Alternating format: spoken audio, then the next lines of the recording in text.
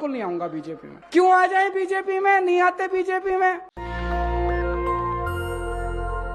BJP Modi का एक ही मकसद कि 24 में कैसे सरकार बनाई जाए, इसके लिए चाहे कोई भी हथकंडे क्यों ना अपनाना पड़े। सोचिए, ऑपरेशन लोटस फिर से भारतीय जनता पार्टी ने चालू कर दिया और विधायकों को तोड़ने का काम लगातार मोदी सरकार करती है। किस तरीके से बिहार में तेजस्वी यादव और नीतीश के गठबंधन में फूट डालकर उस गठबंधन को तोड़कर नीतीश कुमार को अपनी सरकार में शामिल कर वहां भारतीय जनता पार्टी ने अपनी सरकार बना ली, लेकिन झारखंड में वो असफल रही। सोचिए, आदिवासी समाज ने मुंह तोड़ जवाब दिया और कहा हम घुटने नहीं टेकेंगे तानाशाह सरकार तुम्हारे सामने। तुम चाहे हमें ईडी से डराओ, सीबीआई से डराओ, जेल की सलाखों से डराओ, चाहे हमारे ऊपर बुलडोजर चलवाओ, लेकिन हम झुकने वाले नहीं हैं।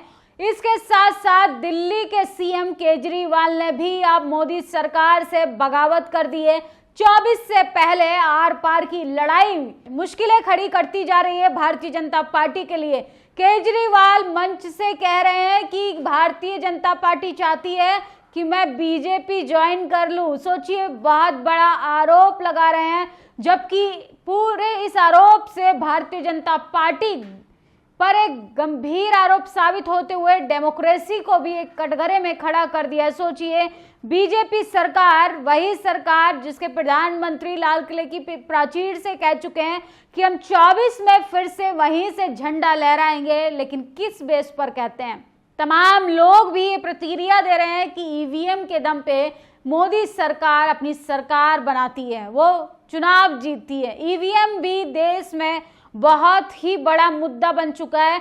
सुप्रीम कोर्ट के बड़े वकील भानु प्रताप, महमूद प्राचा, बामन मिश्रा, उदित राज, तमाम वो बहुजन संगठन 19 फरवरी को एक बड़ा जन सैलाब, बड़ा प्रदर्शन करने जा रहे हैं, जिसमें लाखों की संख्या में लोग एकजुट होकर चुनाव आयोग का घेराव करेंगे। लेकिन सोचिए, मुख्यमंत्री होते हुए भी उनको धमकियां दी जा रही हैं कि अगर आप भारतीय जनता पार्टी से कॉम्प्रोमाइज नहीं करोगे तो आपके यहाँ जांच बिठवा दी जाएगी, आपके यहाँ सीबीआई, आपके यहाँ ईडी, सबको भेजा जाएगा और सबके द्वारा आपके यहाँ नोटिस का जवाब देना पड़ेगा। लेकिन केजरीवाल सरकार ने अब खुला मोर्चा खोल दिया है भारतीय जनता पार्टी के खिलाफ, और केजरीवाल कह रहे हैं कि भाई ये तो बताइए कि किस आरोप में आप लोग मुझे सम्मन भिजवा रहे हैं। ईडी सीएम केजरीवाल को सम्मन भेज रही है, लेकिन किस हैसियत से बुला रहे हैं ये नहीं बताएंगे। क्राइम ब्रांच सीएम को पर्सनली नोटिस देने आ गई, लेकिन किस धारा के तहत ये नहीं बताएंगे। बीजेपी ने कहा कि दिल्ली में शराब घोटाला हो गया, लेकिन घोटाले के पैसे कहां मिले ये नहीं बताएंगे। सोचिए, किस तरीके से दिल्ली के शिक्षा मंत्री को भी जेल में डाल दिया गया है, और आम आदमी पार्टी के विधायक संजय सिंह, वही संजय सिंह जो लगातार सदन के अंदर खड़े होकर सरकार से ये सवाल कर रहे थे कि भाई मोदी और अडानी का रिश्ता क्या कहलाता है। इसी सवाल पर भी राहुल गांधी की सदस्यता को रद्द कर दिया गया था।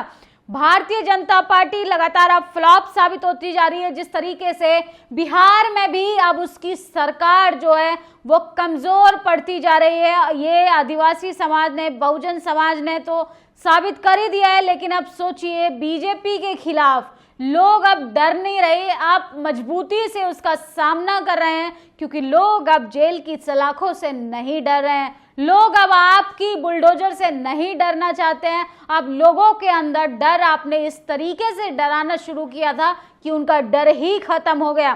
केजरीवाल ने कहा, ये कहते हैं बीजेपी में आ जाओ हम छोड़ देंगे। मैंने कहा कभी नहीं आऊंगा। मैंने कौन सा गलत काम किया है? स्कूल अस्पताल बनाना गुनाह है क्या? दिल्ली के सीएम का कहना है कि स्कूल, कॉलेज, यूनिवर्सिटी, शिक्षा, फ्री बिजली, राशन पे मैं बात करता हूं तो इस सरकार को इन सब चीजों से भी दिक्कत है। ना ये खुद काम करती है और ना ही तमाम उन नेताओं को करने देती है जो विपक्ष की भूमिका में अपना काम करने की कोशिश कर रहे हैं। दिल्ली के मुख्यमंत्री अरविंद केजरीवाल ने भाजपा पर बड़ा आरोप लगाया। वे कहते हैं कि भाजपा में शामिल हो जाओ, आपको छोड़ देंगे। मैंने कहा भाजपा में शामिल नहीं होऊंगा, मैं झुकूंगा नहीं, हमने कुछ भी गलत नहीं किया है। दिल्ली के सीएम अरविंद केजरीवाल का यह बयान जो है सोशल मीडिया पर लगातार वायरल हो रहा है, लेकिन हेमंत सोरेन ने भी घुटने नहीं अपने टिकाए। हेमंत सोरेन ने भी हार नहीं मानी। आदिवासियों ने भारतीय जनता पार्टी को झारखंड में खाता खोलने से मना कर दिया।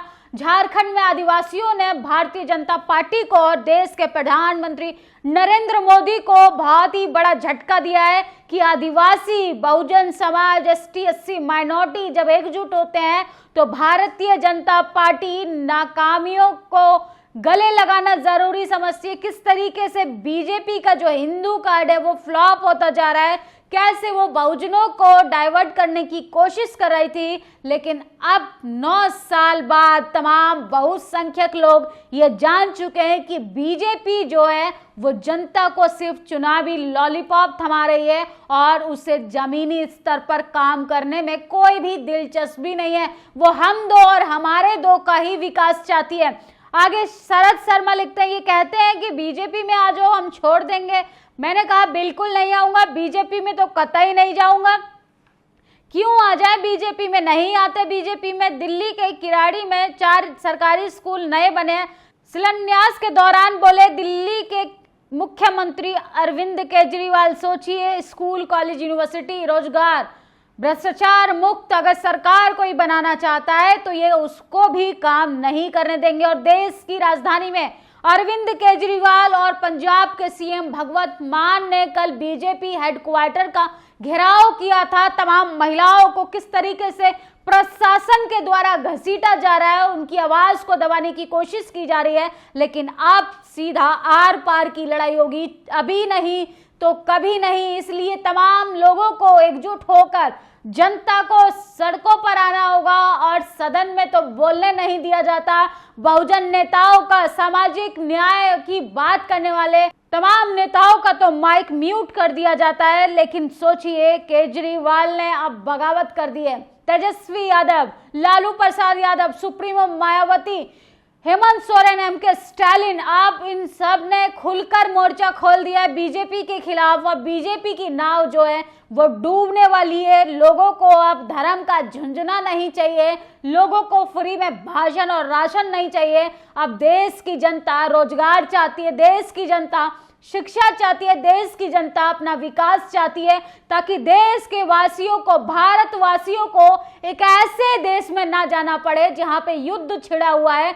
लोगों का कहना है, सोचिए खट्टर सरकार के रहते हुए हरियाणा के लोग कह रहे हैं कि भूखे मरने से अच्छा है कि हम युद्ध में काम करते करते मर जाएं। ये बेरोजगारी का आलम है भारत में अपनी चरम सीमा पर, और भारत सरकार डंका बजा रही है कि हम विश्व गुरु हैं। 2047 का विकसित भारत का सपना देखने वाले देश के प्रधानमंत्री जरा इन तकलीफों को महसूस कीजिए, जरा आप इन लोगों की लाचारी, बेबसी का दर्द महसूस कीजिए कि किस तरीके से अपने परिवार को भी छोड़कर लोग काम के सिलसिले में एक ऐसे जगह पर जाने के लिए मजबूर हो रहे हैं जहां पर युद्ध छिड़ा हुआ है। क्योंकि जब आप अपने नागरिकों की ही हिफाजत नहीं कर सकते तो आपको सत्ता में रहने का कोई भी अधिकार नहीं।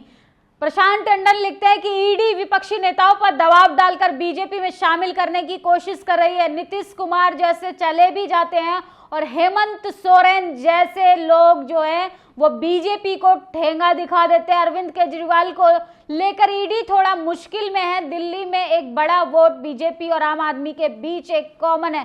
केजरीवाल पर हाथ डालना बीजेपी को पड़ेगा बहुत ही ज्यादा महंगा। दिल्ली के मुख्यमंत्री केजरीवाल के घर दिल्ली पुलिस की क्राइम ब्रांच की टीम फिर पहुंची। मुख्यालय कार्यालय सूत्रों का दावा है कि मुख्यमंत्री कार्यालय क्राइम ब्रांच टीम की तरफ से दिए जाने वाला नोटिस लेने को तैयार हैं, लेकिन क्राइम ब्रांच के अधिकारी सीएम ऑफिस को रिसीविंग नहीं दे रहे। मुख्यमंत्री कार्यालय सूत्रों का दावा है कि पुलिस मीडिया को लेकर आई है। पुलिस का मकसद है कि नोटिस देना है, नहीं बदनाम करना है। कल रात को जब दिल्ली पुलिस के क्राइम ब्रांच के अधिकारी मुख्यमंत्री आवास पर गए तब भी वह वहां रिसीविंग कराए बिना लौट गए। मुख्यमंत्री कार्यालय ने यही कहा कि मुख्यमंत्री कार्यालय नोटिस रिसीव करने को तैयार है, लेकिन क्राइम ब्रांच जो है वो नोटिस देने के लिए तैयार नहीं हो रही है, क्योंकि भारतीय जनता पार्टी ने लोटस ऑपरेशन सिंड्रोम से ग्रस्त है बीजेपी। एक बार फिर बीजेपी ने दिल्ली में ऑपरेशन लोटस शुरू कर दिया। हमारे 7 विधायकों से संपर्क करके 25-25 करोड़ का ऑफर दिया है। बीजेपी ने सत्येंद्र जैन, मनीष सिसोदिया और संजय सिंह को जेल में डालने के बाद मुख्यमंत्री श्री अरविंद केजरीवाल को जेल में डालने की धमकी दे रही है। बीजेपी चुनाव में केजरीवाल से हर बार हारती है एवं उनके कामों की बराबरी नहीं कर पा रही और उनकी ईमानदारी पर शक कर उनको भ्रष्टाचार के आरोप में जेल का डर बिठा रही है। इसलिए भाजपा आपको खत्म करना चाहती है। सरकार को गिराने का तमाम वो झूठे मुकदमों का सहारा ले रही है। झूठे घोटाले में आप नेताओं को गिरफ्तार करने के बाद भाजपा आप केजरीवाल को गिरफ्तार करने के लिए आम आदमी को खत्म करना चाहती है। रोजगार के नाम पे मजदूरों को मरने के लिए इजराइल भेजने वाले इकलौते मुख्यमंत्री मनोहर लाल खट्टर, जो कि भारतीय जनता पार्टी के सीएम है हरियाणा के, तो ये है बीजेपी का चाल चरित्र और चेहरा कि ये उन तमाम नेताओं से कितना डरती है जो ये चाहते हैं कि इस देश की जनता को रोटी मिले, रोजगार मिले, शिक्षा मिले, स्वास्थ्य मिले, अस्पताल मिले, लेकिन भारतीय जनता पार्टी ना काम करेगी और ना ही करने देगी। सोचिए, ईडी का सहारा क्यों लेना पड़ रहा है मोदी को, सीबीआई का सहारा क्यों लेना पड़ रहा है, मीडिया का सहारा क्यों लेना पड़ रहा है, टीवी अखबारों का सहारा क्यों लेना पड़ रहा है? क्योंकि अगर बीजेपी ने वाकई में काम किया होता, भारतीय जनता पार्टी के डंकापति प्रधानमंत्री ने अगर देश की जनता के हित में काम किया होता, तो आज इस तरीके की तमाम तानाशाही करतूतों को अंजाम देने का माहौल नहीं बनाना पड़ता, अपने तमाम उन एजेंसियों का गलत इस्तेमाल नहीं करना पड़ता। अगर आपने 9 सालों में जनता के दिल में अगर अपनी जगह बनाई होती, क्योंकि आपने जनता को तो कटोरा थमा दिया है। 80 करोड़ लोगों को राशन देकर अपने आप को 56 इंच का सीना चौड़ा करने वाले प्रधानमंत्री कहते हैं कि हम देश की जनता को राशन दे रहे हैं फ्री में, जैसे वो अपनी जेब से दे रहे हैं, जैसे उनके घर से राशन देश की जनता खा रही है।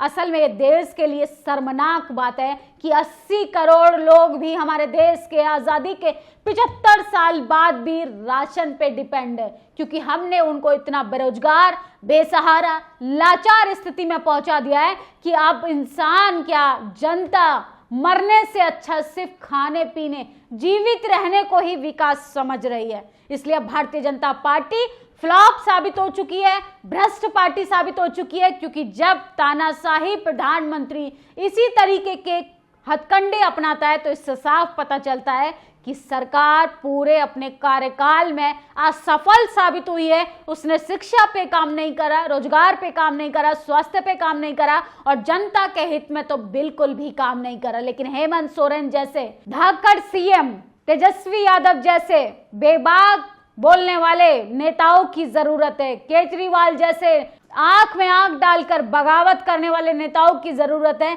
जो भारतीय जनता पार्टी से ये सीधा सीधा बोल पाए कि आप सब कुछ हथकंडे अपना लीजिए, लेकिन हम भारतीय जनता पार्टी में शामिल नहीं होंगे। बीजेपी में शामिल होने का मतलब भ्रष्टाचारियों का ग्रुप बनने का, भ्रष्टाचारियों का संगठन मजबूत होना। इस देश की जनता को लाचार बेबस नहीं छोड़ा जा सकता, इसलिए किसी को तो आवाज बनना ही पड़ेगा। हेमंत सोरेन बनना पड़ेगा, केजरीवाल बनना पड़ेगा, तेजस्वी यादव बनना पड़ेगा, मायावती बनना पड़ेगा, क्योंकि आप ही अपने समाज के हाशिए पे खड़े लोगों को मजबूती दे सकते हैं और उनको उनका संवैधानिक अधिकार दे सकते हैं। इस पूरी वीडियो पर आपकी क्या प्रतिक्रिया कमेंट बॉक्स में जरूर बताएं, क्योंकि केजरीवाल ने हेमंत सोरेन अंदाज में कह दिया है कि हम झुकेंगे नहीं। शुक्रिया। नेशनल दस्तक की आपसे गुजारिश है कि अगर इसको बचाना चाहते हैं तो नेशनल दस्तक को सब्सक्राइब करने के लिए रेड कलर के सब्सक्राइब बटन को दबाएं, फिर बेल आइकन की घंटी दबाएं। नेशनल दस्तक को बचाने के लिए बहुत जरूरी है कि हर खबर को शेयर करें, लाइक करें, कमेंट जरूर करें।